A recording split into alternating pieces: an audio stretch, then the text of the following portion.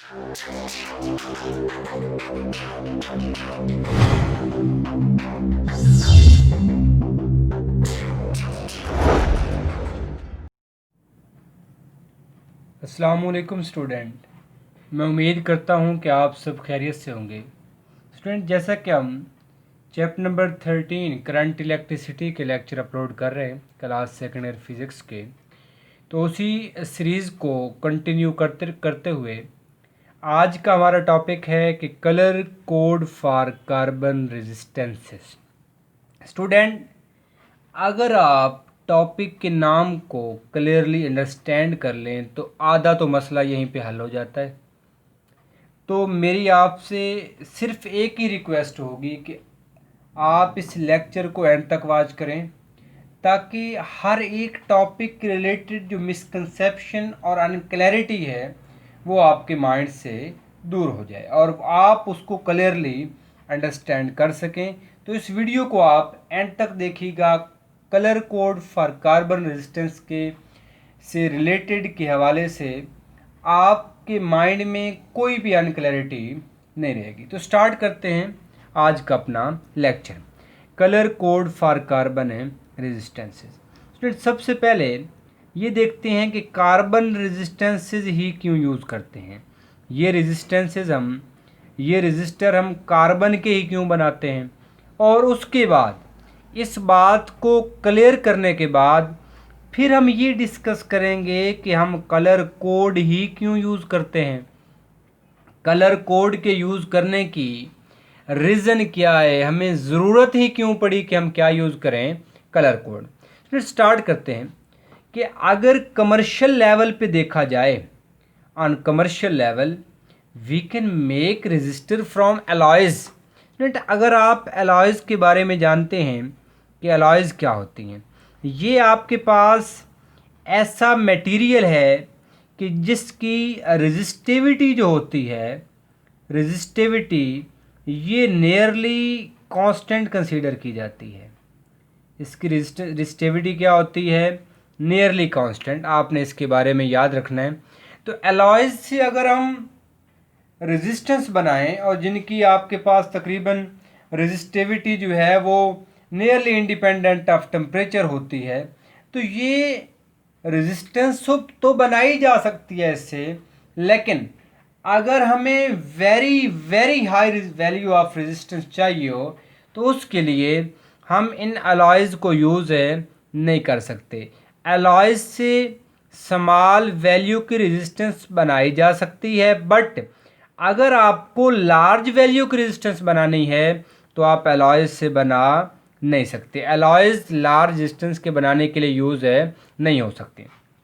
अब ये होती कौन सी हैं, आपके पास नाइक्रोम है, मैग्निन है, या वो कांस्टेंटेंट है, ये तो आपके पास है, इनको भी आप यूज़ कर सकते हैं।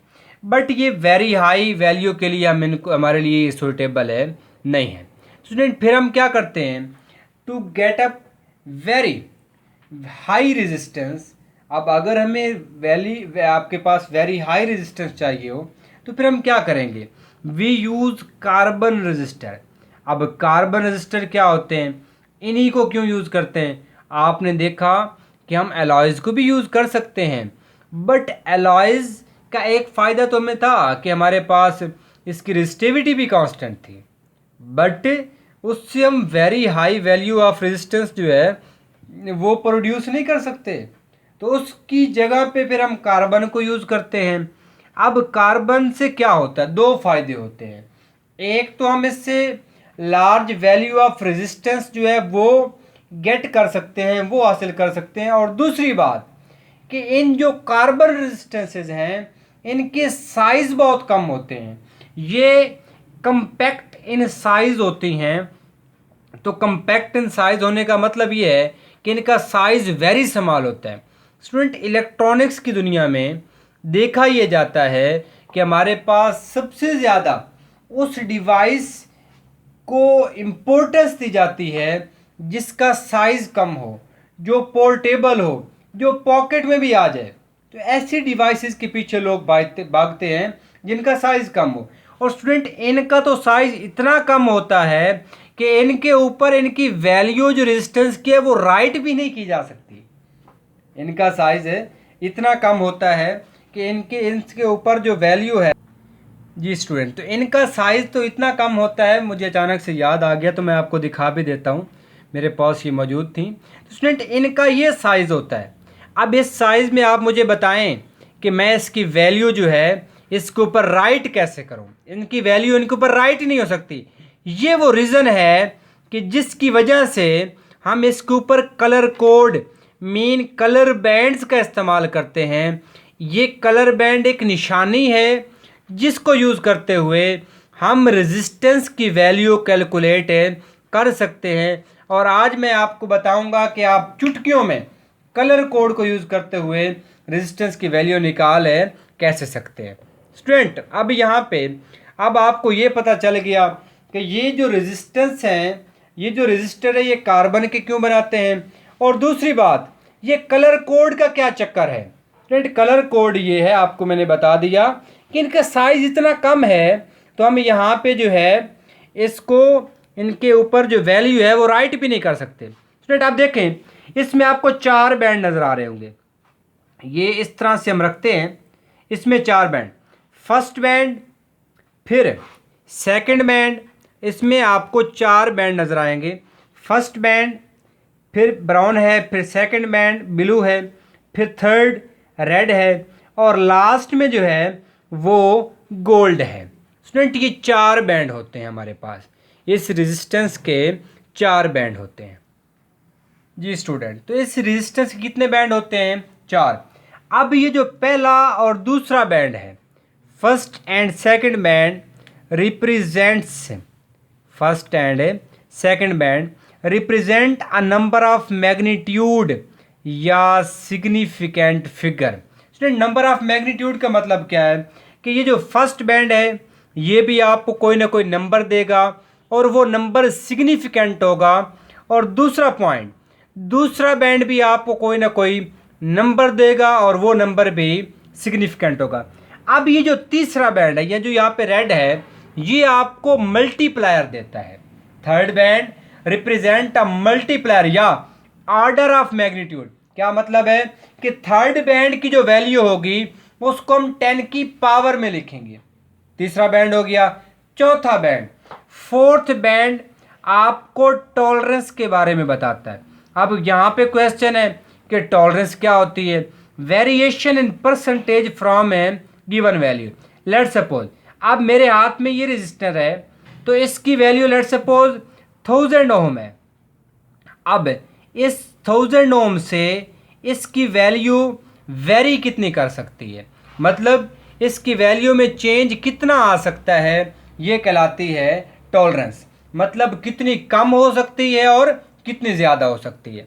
स्टूडेंट यहाँ पे एक टेबल की मदद से मैंने ये बात आप तक पहुँचाने की कोशिश की है कि एक मैंने टेबल बनाया है जिसमें मैंने कलर लिखे हुए हैं, कलर, फिर फर्स्ट और सेकंड बैंड, फिर थर्ड बैंड और लास्ट पे फोर्थ बैंड। अब यहाँ कुछ कलर्स हैं जो आपने याद करने हैं। याद करने का तरीका मैं बता दूंगा। First black, brown, red, orange, yellow, green, फिर ब्लू, वायलेट, ग्रे और लास्ट पे स्टूडेंट है वाइट। अब ये आपके पास है एक कलर्स का टेबल आपके सामने मिल गया। अब आपने ब्लैक से 0 नंबर शुरू करना है, 0 से लेकर 9 तक यहाँ नंबर लगा देने हैं। फिर थर्ड बैंड में जो वैल्यू यहाँ पे खड़ी है वही 10 की पावर में लिखनी है, 0 से लेकर 9 तक ये। अब स्टूडेंट जो टॉलरेंस होती है अगर हो गोल्ड, चौथा बैंड क्या हो, गोल्ड कलर का हो तो टॉलरेंस 5% होती है। सिल्वर हो टॉलरेंस 10% होती है। और अगर कोई कलर ना हो तो टॉलरेंस जो है वो 20% होती है। अब यहाँ पे देखें, पहले मैं आपको इस टेबल को याद रखने का तरीका बता देता हूँ और फिर हम चुटकियों में जो है 3-4 एग्जाम्पल को सॉल्व करेंगे ताकि आपको इसकी प्रैक्टिस हो जाए। अब स्टूडेंट पहला देखें तो ब्लैक, इसके लिए ये होता है कि बीबी रॉय, अब यहाँ पे आपने इसको याद रखना है, बीबी रॉय गोज ब्रिटेन।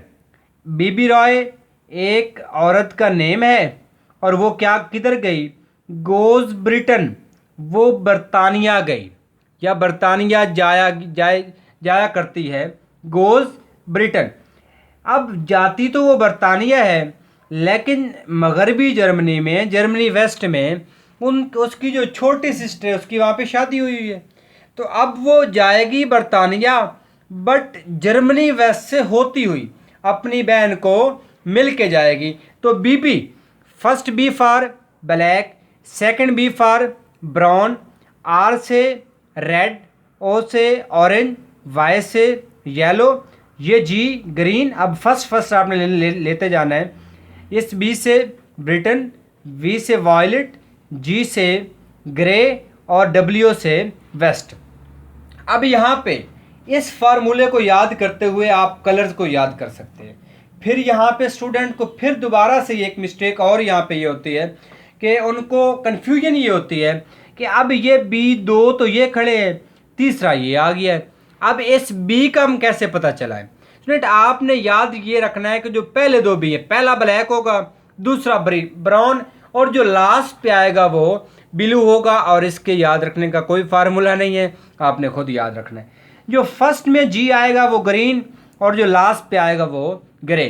तो ये है याद करने का तरीका।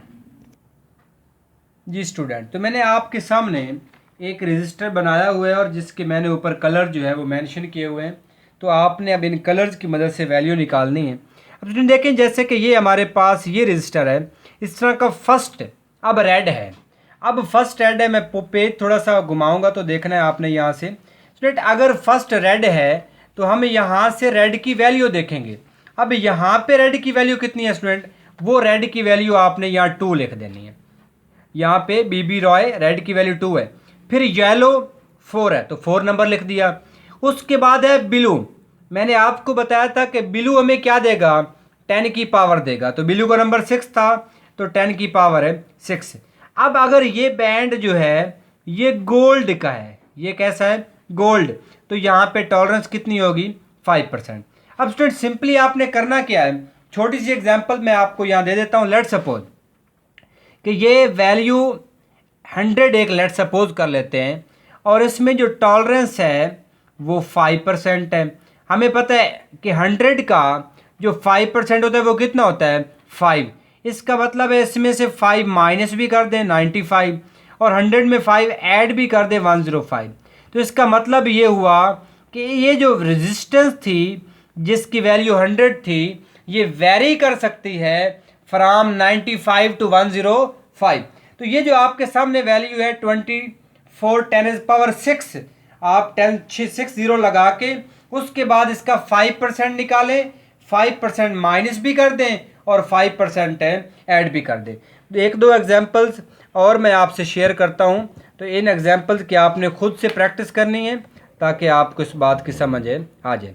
अब यहाँ पे फर्स्ट कलर ब्राउन है, सेकंड ऑरेंज है, थर्ड ब्लैक है और फोर्थ पे सिल्वर है। इसी तरह नेक्स्ट जो आपके पास रजिस्टर है उसकी मैं आपको वैल्यू दिखा देता हूँ कि ये आपके पास जो नेक्स्ट रजिस्टर है इसमें first violet, second green, third red और फोर्थ पे कोई कलर नहीं है, तो यहाँ पे टॉलरेंस होगी 20%।